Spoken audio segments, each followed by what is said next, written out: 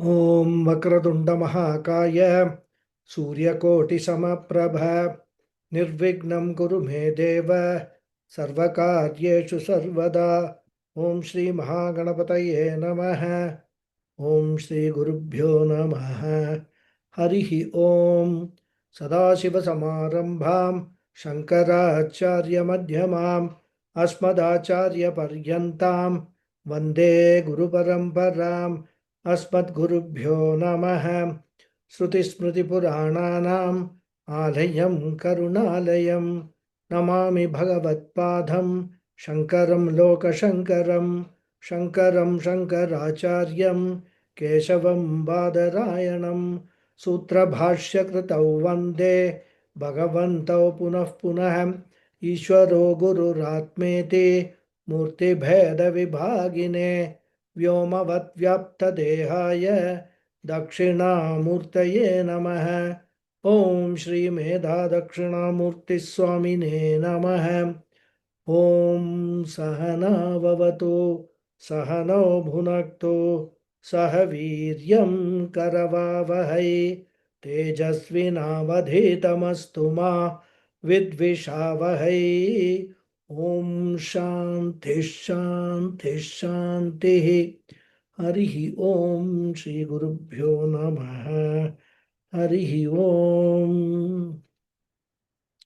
ॐ भद्रं कर्णेभिः शृणुयाम देवाः भद्रं पश्येमाक्षभिर्यजत्राः स्थिरैरङ्गैस्तुष्टुवागुंसस्तनूभिः व्यशेम देवहितं यदायुः।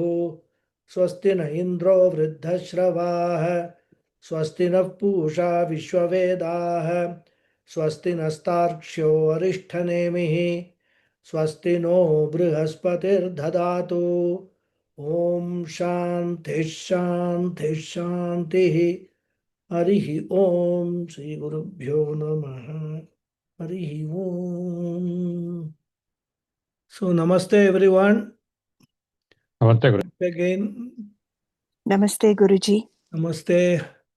Lot of absentees today. I think all celebrating Republic Day. Still hoisting the flag evening at 7 o'clock India time. Anyway. Or they are attending governor's function. Yeah, probably, yes. They must have gone for some dinner, invitation. The governor. Quite true. Okay, anyhow, we will continue. So, 12th mantra, been going on for a few classes. I think today we will finish the 12th mantra and get into the 13th mantra. So, we will chant the 12th mantra. Parikshya lokan, Pariksha lokan, karmachitan, Karmachitan, brahmanaha, Brahmanaha, nirvedamayat, Nirvedamayat, nasti akritaha, Nasti Asti Akritaha, Akritataha, kritena, Kritena, tadvijnanartham, Anartam, sagurumeva bhigachet, Sagurumeva Jantet, samitpanihi, Samitpanihi, shrotriyam, Srotriyam, brahmanishtam. Brahmanishtam. And we'll also chant the last sentence of Bhashyam which we were seeing in the last class. Shastranya api Shastranya api, swatantriyena Swatantriyena, brahmajnana anveshanam Brahmagranya Anveshanam, na kuryat Natyat, ityetad Etade, gurum eva Guru Eva, iti avadharana phalam. Iti Avadharana Phalam. Okay, good. So we are discussing the detailed bhashyam of this profound mantra, which can be called a bridge mantra leading to Atma Jnana. For a mumukshu, this is a defining moment, the stage of examination and evaluation of his or her goal in life and the means that he or she has till now chosen as very important for him or her. So at this stage, he comes to realize certain important facts about karma and karma phalam, which I have just summarized in few points. The karma and karma phalam are anityam, impermanent in nature, and therefore they cannot be the means for moksha, liberation, which is permanent and eternal in nature. So there itself contradiction is there. The performance of karma does not take away the sense of incompleteness of the person, and therefore he or she can never attain fulfillment, purnatvam, through karma. And because of this, despite resorting to karma, he or she will still remain in the painful clutches of samsara, to be born again and again in this miserable world. He or she can never gain the absolute freedom, the liberation, the absolute happiness which he or she longs for in every pursuit. But this situation is not irredeemable, because the scriptures show the right means to gain that freedom and happiness.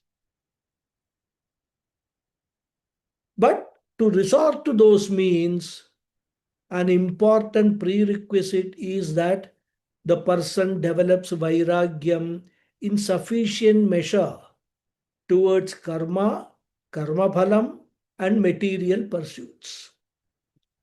Because the means which the scriptures prescribe for moksha needs one to move away from an extroverted personality and focus one's attention inwards towards the self.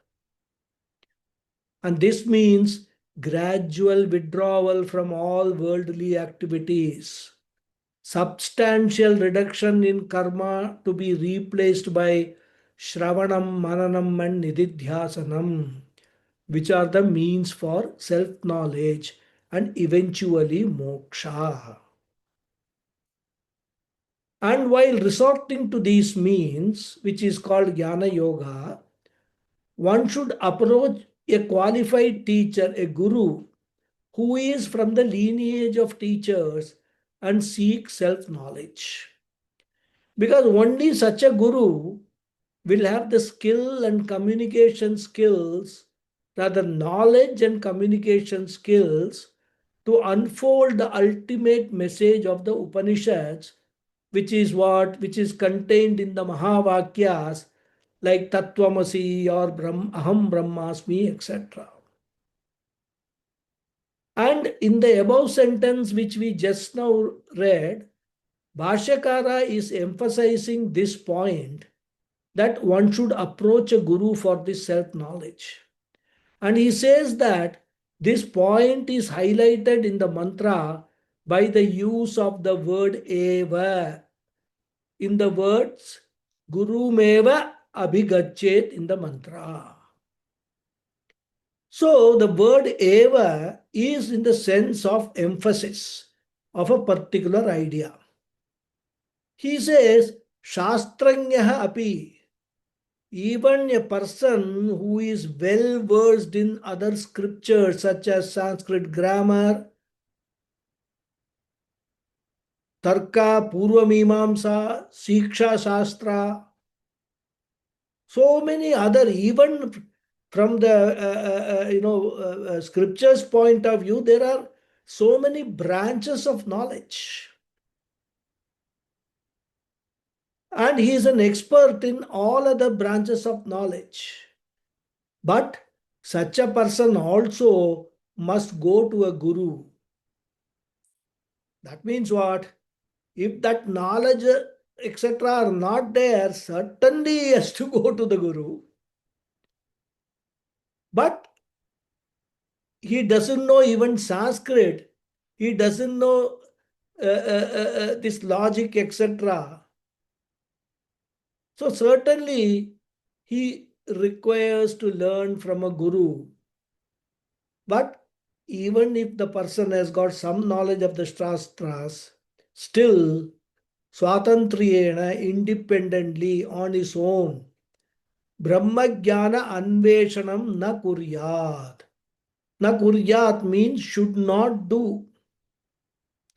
He should not do Brahmajnana Anveshanam. Anveshanam means seeking.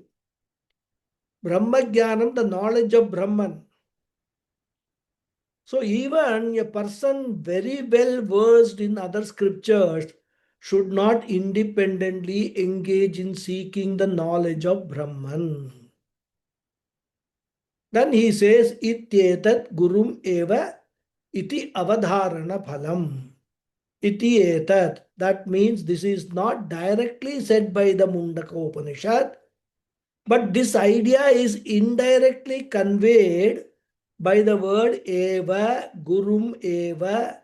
That eva is avadharanam. Avadharanam means emphasis. So by emphasizing the guru, the Upanishad says guru is a compulsory necessity. So Shravanam, Mananam, Nididhyasanam, all that are means, but those means should be resorted to under the guidance of a knowledgeable and skilled guru.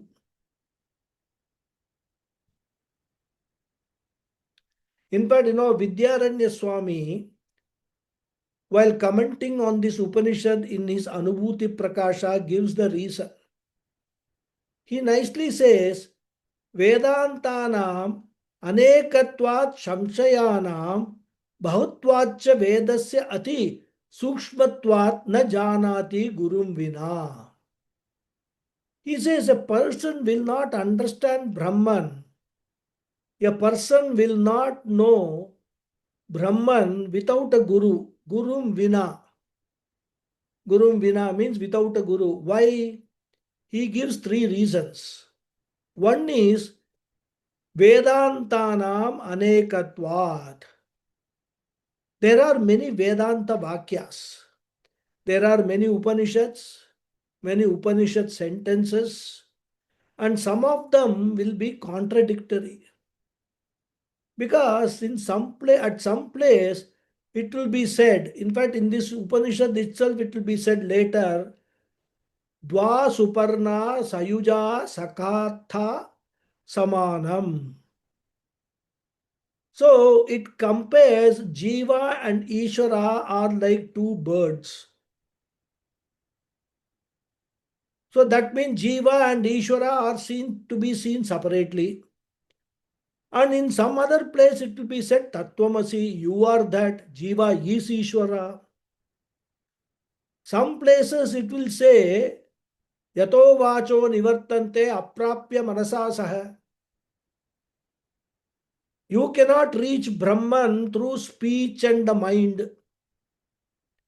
And some other place it will be said Manasa eva idam aptavyam Upanishadam Purusham. So Brahman is to be reached only through the mind. Brahman is to be understood through Upanishad alone, words alone. So a person will be confused. In fact, the more he studies, the more he will be confused. If a person studies independently, he will be utterly confused. Even if not confused, what will be the consequence? He will have a large number of doubts. That's what he says. Samshayanam bahutvat. There will be many doubts. The person fraught with so many doubts, he or she may conclude that Vedanta is full of contradiction. It does not have a complete and right vision, and therefore he will not be benefited by Vedanta at all. In fact, he may even develop allergy to Vedanta, that he will not go to the teacher also, because he has already concluded that Vedanta is full of contradiction. So, what is the use of knowing? Therefore, one will be deprived of Vedanta understanding. And in fact, Pujya Swamiji used to tell us before he started, attending Swami Chinmayananda's talks on Gita Jnanam, no? This Jnana Yajna he used to conduct in Chennai. Pujya Swamiji was staying with one of his cousins. Cousin was in the spiritual path. He used to regularly attend. And he used to actually ask Pujya Swamiji also in his previous ashrama.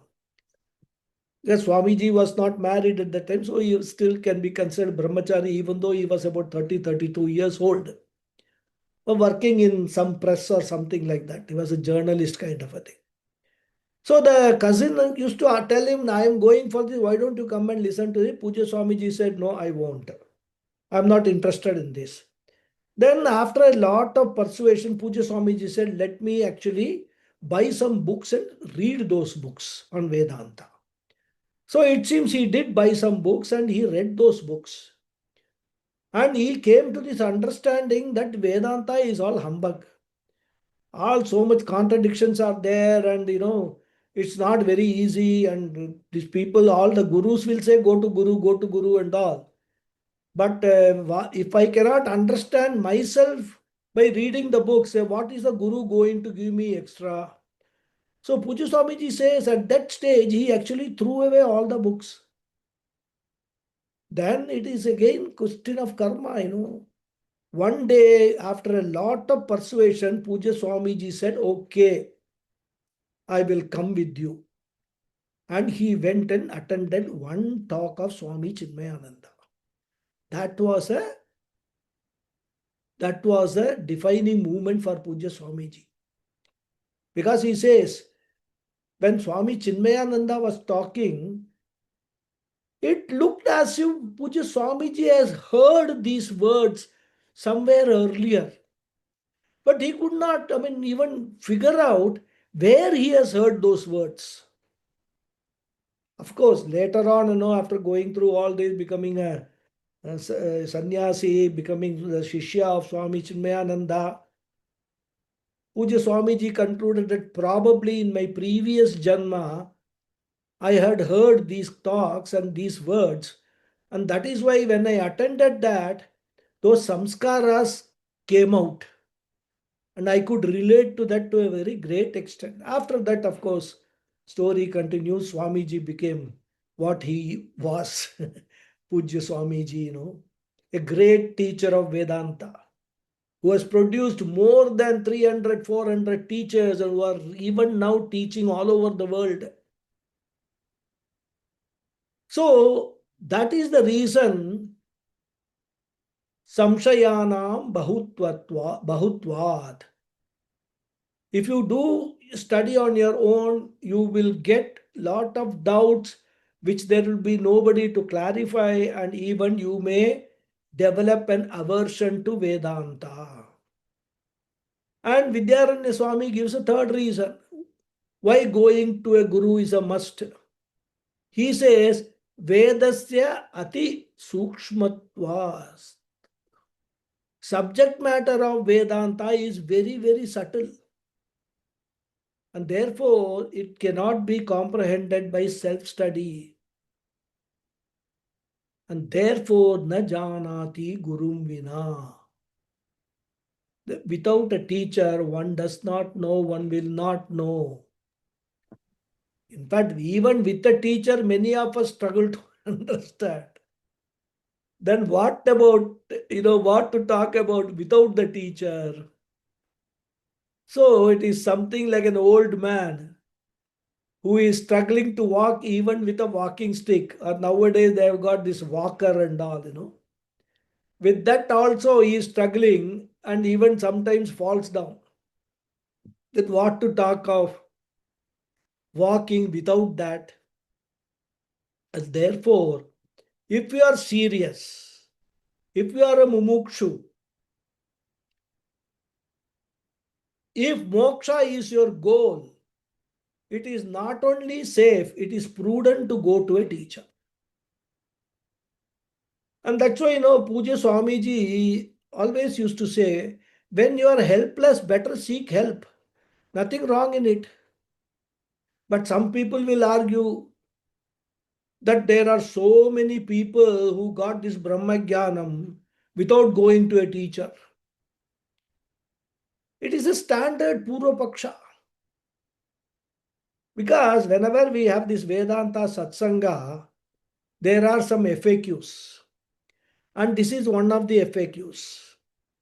And they will cite Ramana Maharshi. They will say he did not go to a teacher.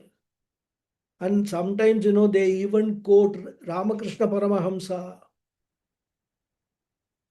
So like that, they will have few names, They did not go to any guru.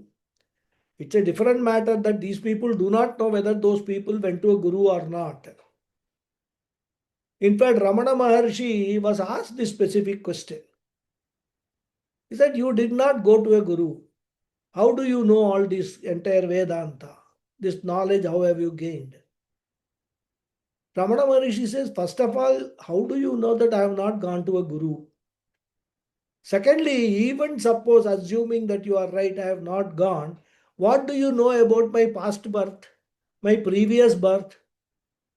Maybe I acquired all this knowledge in my previous birth, and there was some small prarabdha karma or some karma left for me to exhaust before I get moksha.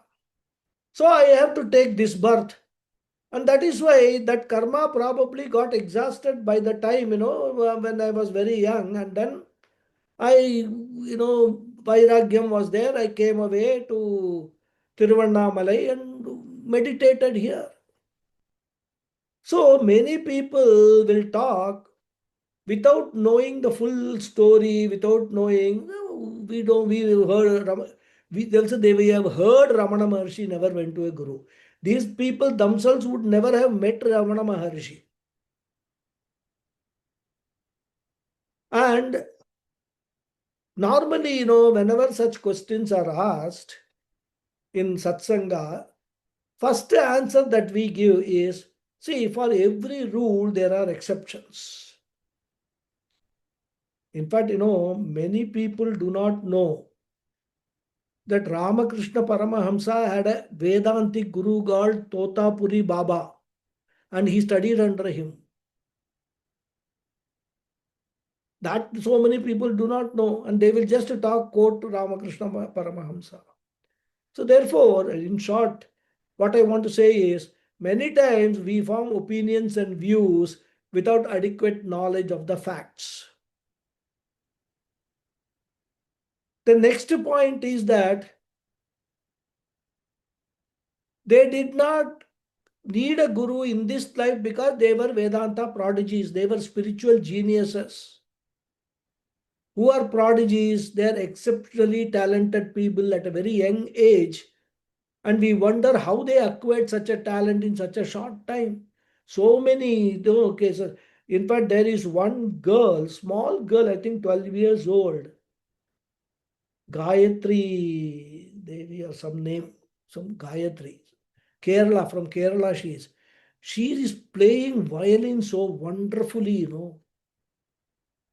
In fact, people say that the Atma, the Sukshma Sharira of Kunnakudi Vaidyanathan has settled in her. Amazing. I mean, for a 12-year-old, from where she has learned, of course, I'm told she has been learning from 4 years or 5 years onwards. But the knowledge and the of all the Carnatic music, film music, everything she plays wonderfully. So we will wonder how they have acquired such a talent in such a short time. So the world may keep wondering, but Vedas have an answer. It will say it is because of the vasanas or samskaras of the previous birth or births which have manifested in this birth at this young age. And therefore, they had gone to a guru in the previous birth and gained that knowledge which is being expressed in this birth. As I said, this was the answer which Ramana Maharshi gave.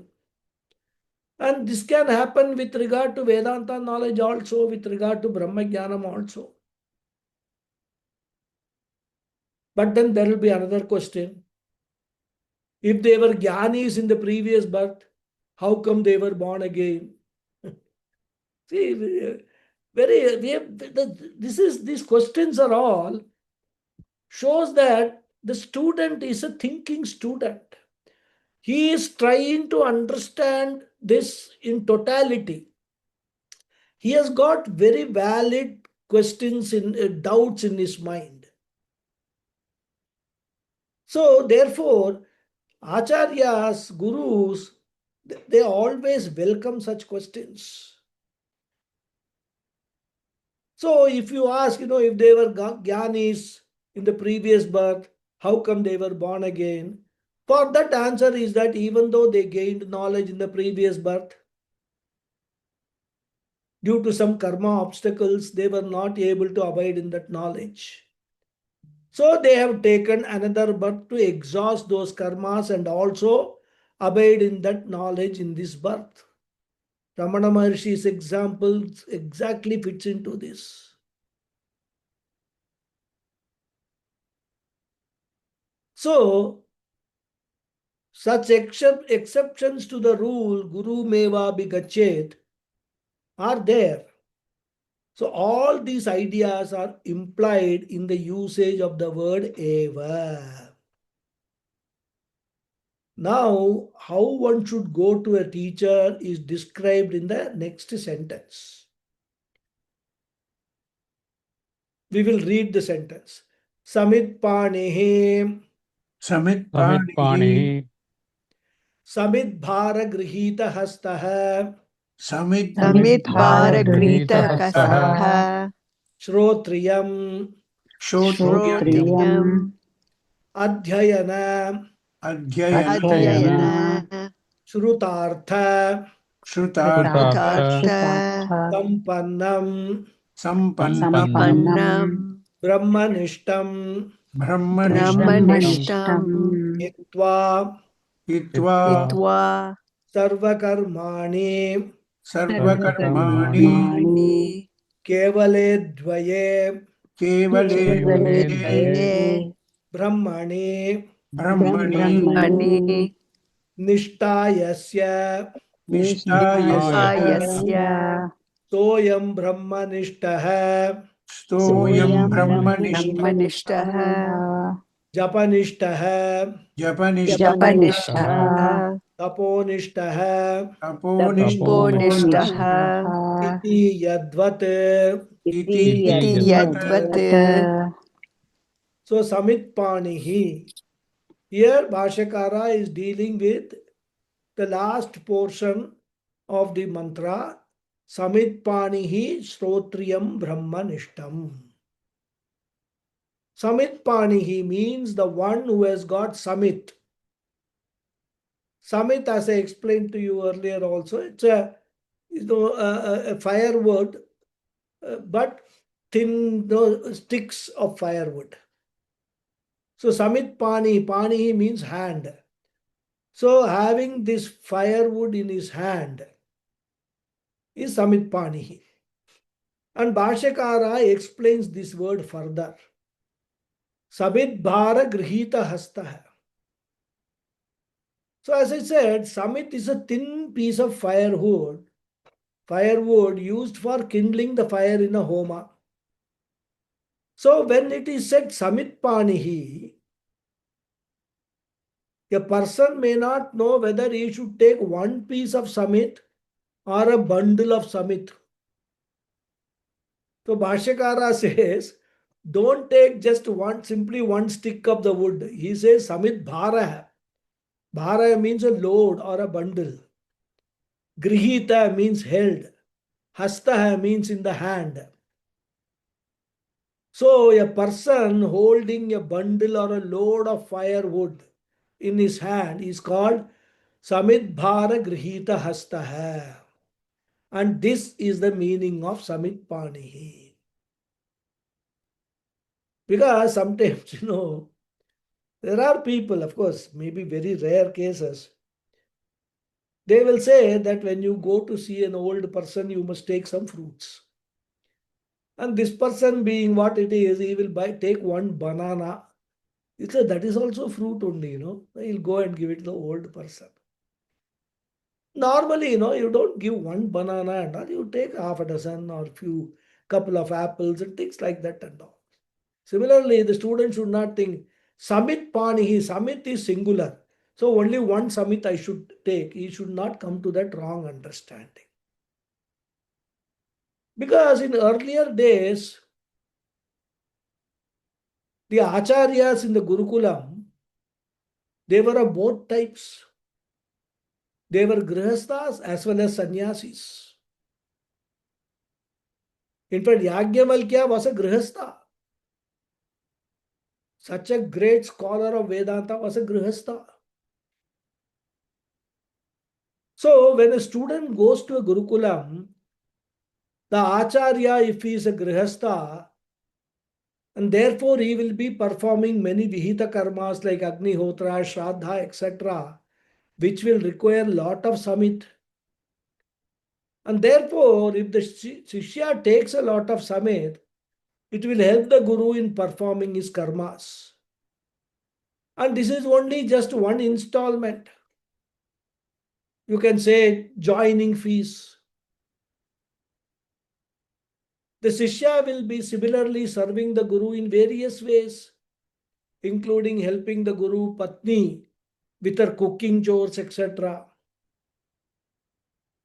Now, of course, as I said, taking Samit to a Guru will be relevant and useful for a Grihastha Guru only.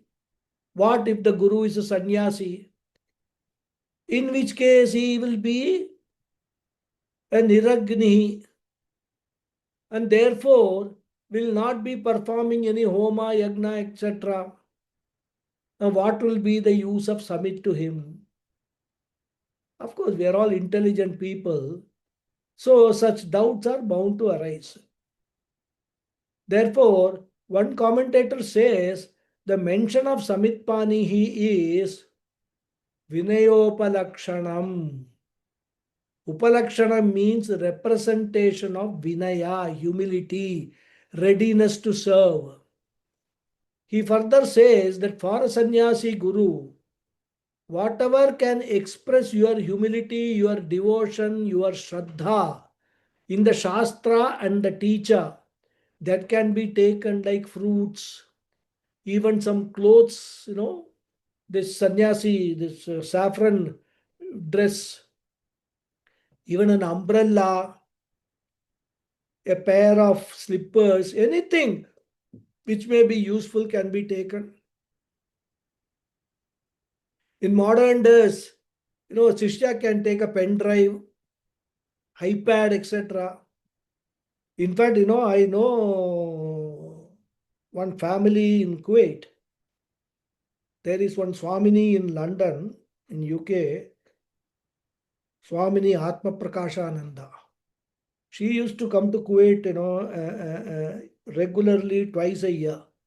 And she will give talks on Vedanta and all. So one family who was my neighbor, they presented one iPad to that Swamini, which is a very useful thing for modern day gurus. Of course, it all depends. What you give is depending upon Shishya's capacity. The only idea is it should be useful to the Guru, which is a symbol of readiness to serve. And another Swamiji gives another beautiful explanation for the relevance of Samit. He says Samit is a dry wood.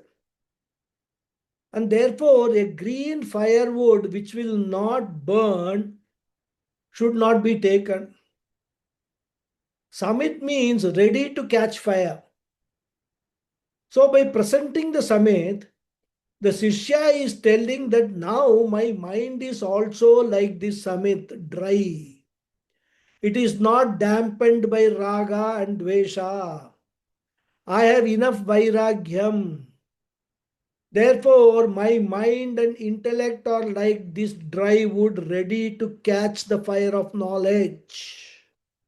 All that the Guru has to do is just ignite a little bit, and the mind and intellect will catch it like dry leaves catch fire. So, by presenting the Samit, the Sishya is saying, "Oh Guru, you don't have to struggle too much with me. I will not make you struggle. Teaching me will be very smooth." And that is also indicated by Samit Panihi. One should necessarily go to a Guru. And this is the beauty of not only reading the Bhashyam. While reading the Bhashyam, Bhashyakara will get certain idea, will give certain ideas. But when you read the Tikas and Tippanis, etc., which are sub-commentaries, those are also, great scholars. They will come up with new ideas. So the whole knowledge seeking becomes more intellectually satisfying rather. So one should necessarily go to a guru. What type of guru? Upanishad mentions two qualifications, Shrotriyam and Brahmanishtam. We have discussed this, I think, in some classes, maybe in the beginning sometime. I don't exactly remember. But I remember we discussed Shrotriyam and Brahmanishtam. Anyhow, to refresh the memory, Shrotriyam means what?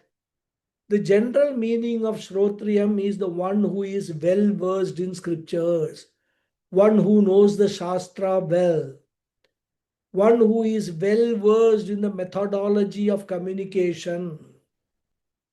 All these ideas we convey through the word Shrotriyam. Bhashyakara says, Adhyayana Shrutartha Sampannam. Sampannam means endowed with. Endowed with Adhyayana and Shrutartha. Adhyayana Sampanna means the one who has learned the chanting of the Vedas.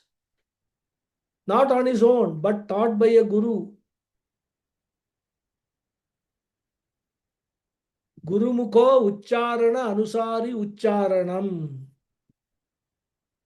Chanting after chanting of the teacher is called Adhyayana. Guru will chant, Sishya will repeat. That is called Adhyayanam. That is how the Veda mantras are learnt. Because if you do not learn the Veda mantras from a guru directly, what will happen? You may commit mistakes and there will be nobody to correct that mistakes. And by practicing wrong chanting, that will become completely settled in your mind. And Vedas are supposed to be chanted accurately as with all the swaras, and even you will have to, there is a breath control involved in that. You cannot break words in Vedas. So there is a methodology of chanting which you will know, you will learn only if you go to a guru. So that way, if you have learned, then you are a Adhyayana Sampannaha. So if you chant, if you simply learn on your own, that is not called Adhyayana. Because there is a book called Mantra Pushpam, which is what usually those who are learning to chant Vedas, they will use. So if you open Mantra Pushpam book and you start reading, that is not technically called Adhyayana. Adhyayana means the one who has formally learned the chanting, because in the Brahmacharya ashrama, it is compulsory for everyone to know and memorize the mantras. Therefore, Shabda Grahanam is Adhyayana. Even though at that stage he does not know the meaning. In fact, in Veda Patashalas, a brahmachari, 5 years, 7 years old brahmachari will go. He will study for 12 years, 15 years, but he will still not know the meaning. Probably only towards the end of the course he may be introduced to Purva Mimamsa. The meaning of some of the mantras he will be taught. But the focus is on chanting with the correct pronunciation, swaras, that is called Adhyayana. So such a person is Adhyayana Sampannaha. Then once he has done, one studies the Veda Bhashyam, one learns the meaning of the Veda, that is called Arthagrahanam. That's what he says, Shrutartha. So first Shabda Grahana, then Arthagrahanam. So Shrutartha Sampannam. So this person is endowed with both Arthajnanam of Shrutam of the Vedas. So the one who has got both Shabda Jnanam as well as Artha Jnanam is called a Shrotriya. Now one may ask, for teaching Vedanta, why should a person know the scripture, the mantras, and that too memorize them and also the meaning of those mantras?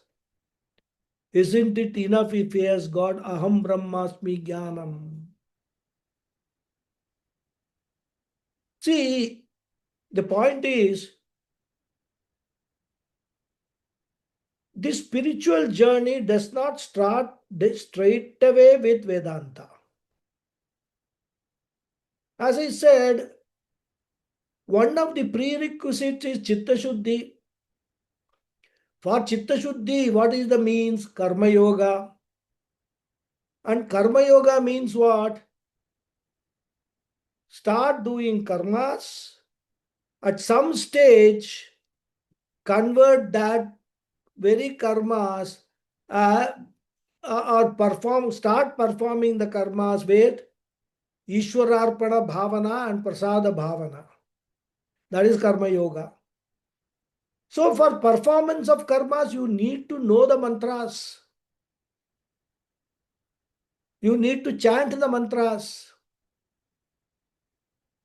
So even if one need not know the mantras and meanings of Purva Bhaga, though of course one knows it will be of great help,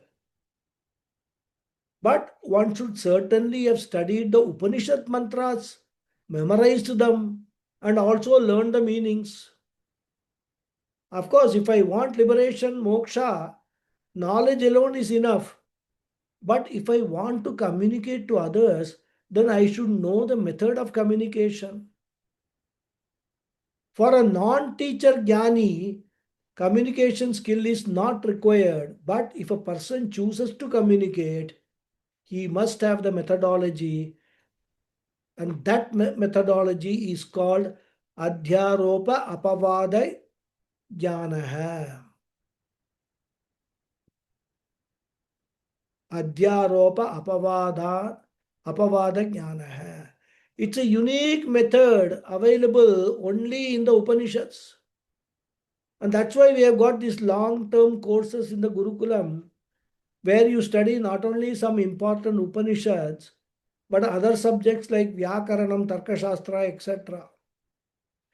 And also, we are exposed to study other scriptures even belonging to other religions. Because Some of them contain some stray statements which will reveal the highest truths. But they will have only those statements. They will never tell you how to systematically gain that knowledge. The uniqueness of Upanishad is that it has the truth also. It has got a systematic methodology which no other scriptures in the world has. That is why Upanishad Jnanam becomes important for a teacher.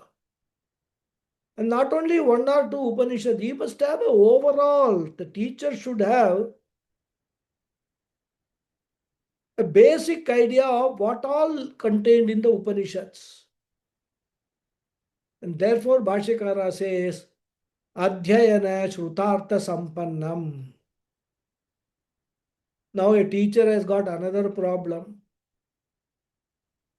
As a student, I should only have my doubts removed to Mananam.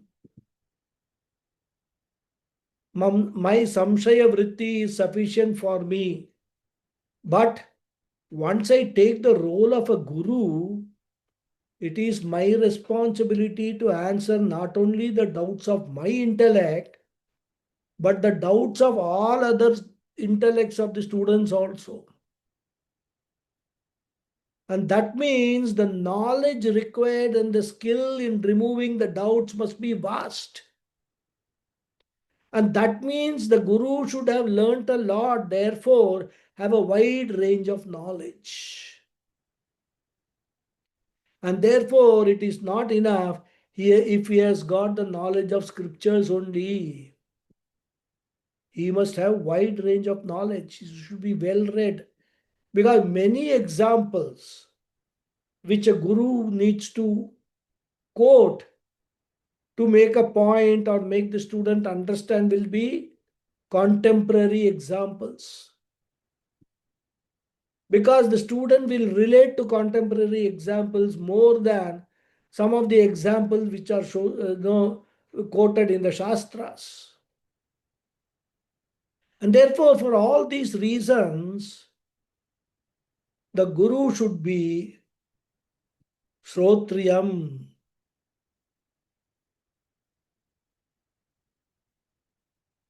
Arthagrahanam, Shabdagrahanam, Arthagrahanam he should have.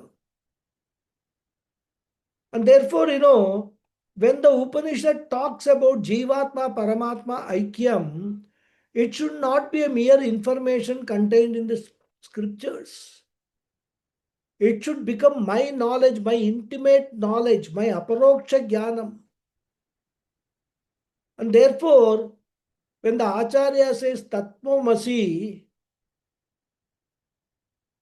and asks the student to say what did he understand, the student should not repeat Tattvamasi. That means he has not understood what the Acharya is trying to tell him. He should say Aham Brahmasmi. So if Acharya says Tattvamasi, student should reply, what I have understood is Aham Brahmasmi. And therefore, Tattvamasi should not be an information, it should be a knowledge. And the definition of knowledge is whatever is the subject matter of knowledge, it must be a fact for me. It must be a reality for me. And what is the subject matter of the knowledge? That I am Brahman. So I am Brahman should be a fact for me. Not merely sitting somewhere in my mind, intellect, intellectual knowledge. So if I am Brahman is a fact for me, who am I? I am Brahman.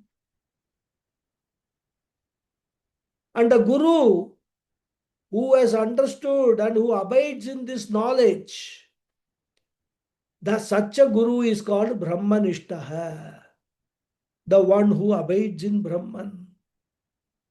And that is why Bhashyakara explains Brahmanishtam as Brahmanishtam hitva sarvakamani kevale dvaye brahmani nishta yasya soyam brahmanishtaha japanishtaha taponishtaha iti yadvat. Sarva karmani hitva. The one who has dropped all the struggles in his life. No more pursuits, no more running after things. Hitva means dropped. Sarva karmani, all actions. Given up all struggles of life. In fact, indirectly here, Bhashyakara wants to indicate that this guru is a sannyasi guru. Because Bhashyakara, he promotes his own party. He's a sannyasi party. So he has got a, inclination towards sannyasis. In fact, in some other context, he says only a sannyasi should pursue Vedanta. Of course, that's a very, point which require a lot of discussion. Because it is in modern days, it is not possible for someone, a grihastha, to immediately take sannyasi for pursuit of Vedanta. Maybe one or two exceptions could be there. But there are so many conditions for even taking sannyasa or getting sannyasa diksha. But does that mean that a person should be denied of this knowledge? The answer is no. This knowledge is available for people. Therefore, as I said, that's a very long discussion. We will not get into that. So therefore, this guru is a sannyasi guru who has renounced all karmas. All nitya naimittika kamya nishiddha prayachita karmas he has renounced. And he has renounced for what? To abide in this knowledge. So here the word hitva comes after the word brahmanishtam. So we must be careful. We should not read brahmanishtam hitva. That will mean having renounced brahmanishta. Therefore, we should put a comma after brahmanishtam and read hitva sarvakarmani together. So having renounced all the struggles in life, having renounced all karmas for abiding in this knowledge. And what is that knowledge? Kevale advaye brahmani nishta. Brahmani nishta, to abide in Brahman, which is kevalam. The word kevalam can be interpreted in two ways. One is kevalam means only, alone. So if that meaning is taken, kevale advaye means only in non-dual Brahman alone. The other meaning of kevalam itself is non-dual. So advayam also means non-dual. So if this meaning is taken, then one negates sajatiya bheda, another negates vijatiya bheda. So again we must not get confused. Kevale advaye both means non-dual Brahman. So why it is being said twice? Commentators, come to our rescue. Because sajatiya bheda and vijatiya bheda, we have already discussed these terms. So sarva bheda rahite brahmanishta. And we should always remember that abiding in Brahman is nothing but abiding in the knowledge that I am Brahman. Therefore, Brahma Nishta is equal to Brahma Jnana Nishta. And abiding in that knowledge means what? Abiding in the knowledge means not losing sight of this knowledge even during daily, day-to-day transactions. So here abidance means non-forgetfulness. And non-forgetfulness means it is always accessible to him when he needs. Such a person is called Brahmanishta. And Bhashyakara gives the example. Japanishta hai, taponishta hai iti yadvat. Just as Japanishta means a person who is committed to japa. he does not get involved in other activities. Because casually doing japa now and then 15 minutes every day will not make him japanishta. Japanishta means commitment. Commitment means what? Exclusion of all other activities except the minimum activities which are required for survival. In fact, Japanishtas are those people who will normally do Purascharanam. I think I have explained what is Purascharanam. Purascharanam is continuous japa, and if that japa is a Panchakshari japa, 5 lakh times he has to complete that japa. If it is Gayatri japa Purascharanam, then 24 lakh times. For each letter in that mantra, 1 lakh has to be chanted. So such people who do Purascharanam, and basically Purascharanam is also meant for Chitta Shuddhi only. One of the methods, like Karma Yoga, Purascharanam also is for Chitta Shuddhi. Because once you get used to, committed to a particular goal at the, with the exclusion of all other activities, once you get used to it, automatically Vairagyam for all other activities will start developing. So, Japanishta means commitment to japa to the exclusion of all other sadhanas. Similarly, Taponishta means commitment to tapas to the exclusion of others. Similarly, Brahmanishta means commitment to Brahmajnanam to the exclusion of others. So these are two examples for the expression of Nishta. The derivation of the word Nishta is Nitaram Sthitihi Nischayena Avasthanam. So Nitaram means Nischayena, that means firmly, committedly. Avasthanam means remaining. So Brahmanishta means the one who is firmly and committedly remaining in the knowledge of Brahman, abiding in the knowledge of Brahman. Now one may wonder why Upanishad says the Guru is abiding in Brahman. The Upanishad does not say anything about giving up karmas. But Bhashyakara says we have to understand. Upanishad will not say everything explicitly. Bhashyakara says, he adds Sarva Karmani Hitva.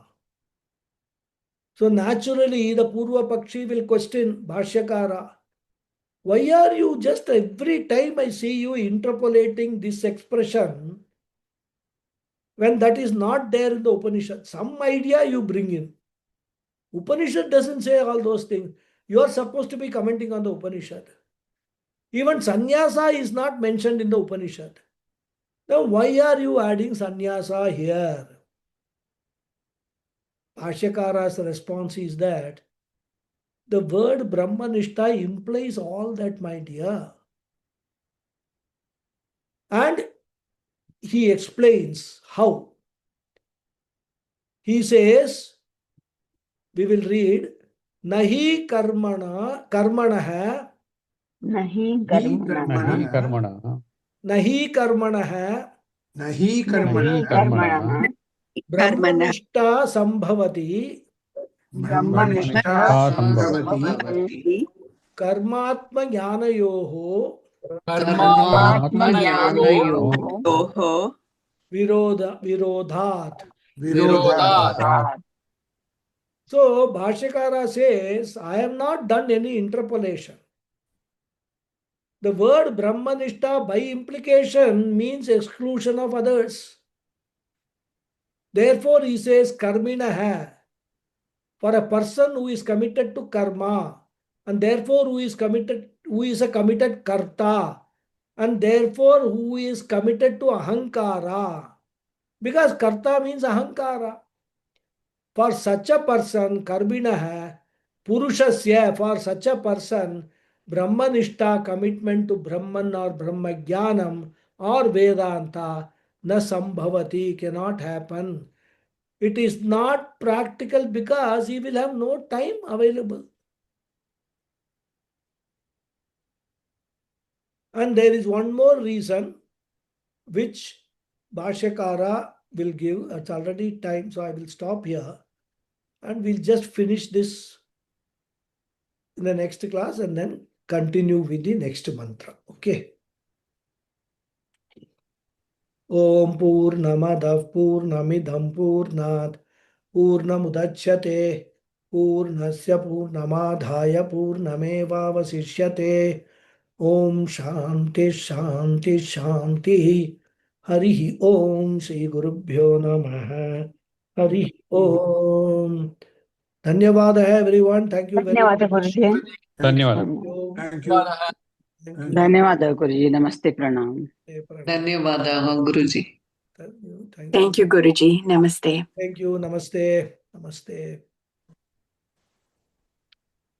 Today is also Bhishma Ashtami. Yeah, correct. Today is Ashtami, Bhishma Ashtami. Yeah. So many is there. Every day you come up with something that. Bhishma being such a Yeah. personality that perhaps we cannot. He was Bhishma Pitamaha. Yeah, certainly. I mean, So, it's a very, I would call it, an important day, Bhishma Ashtami also. But not everybody observes, but what is to be done on Bhishma Ashtami, nobody knows. Maybe read or the Bhishma Parva, you read Mahabharata, something like that. Remember Bhishma as a jnani, actually speaking, in the sense that he was the one who actually advised or composed the entire Vishnu Sahasranama. correct. That too on his deathbed, while On his deathbed. on the bed of arrows. Yeah. So that way we can remember Bhishma very well. At least Vishnu Sahasranama we can chant. Correct. Correct. Thank you very much, Guruji. Hari Om. Thank you all. Thank you very much. No hands are going up, so we can close the class and continue next week. Hari Om. Thank you.